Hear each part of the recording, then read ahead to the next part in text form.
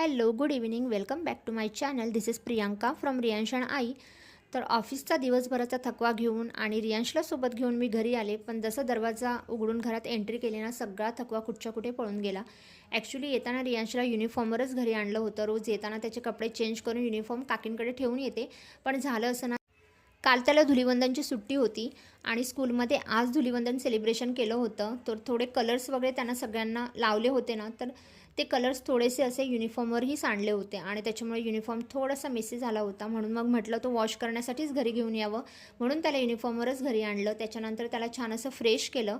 Actually त्याला खूप भूक लागली होती, तो मला कधीपासून मागे लागला होता. तर म्हटलं सगळ्यात आधी तर त्याला छान फ्रेश करून घ्यावं. त्याचे कपडे चेंज केले आणि त्याचे कपडे वगैरे चेंज केल्यानंतर मग इथे बॅग अनपॅक करायला घेतल्या.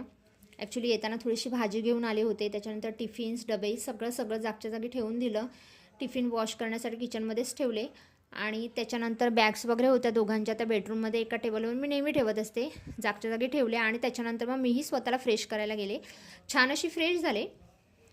फ्रेश झाल्यानंतर सगळा थकवा कुठच्या कुठे पळून गेला कळलंही नाही. त्याच्यानंतर थेट आले किचनमध्ये.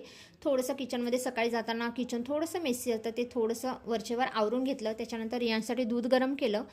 त्याच्यानंतर माझ्यासाठी साईड बाय चहा बनवून घेतला, कारण चहाशिवाय माझ्या संध्याकाळची सुरुवात होऊच शकत नाही. कारण मी टी लवर आहे. खूप खूप मला चहा प्रचंड प्रमाणात आवडतो. छान असा फक्कड आल्याचा गरम कडक चहा घेतला आणि त्याच्यानंतर ओरिओ बिस्किटसोबत मी आणि रियांशने हा चहा आणि दूध सगळं एन्जॉय केलं. तर व्हिडिओ आवडल्यास लाईक करा, शेअर करा आणि सबस्क्राईब करा.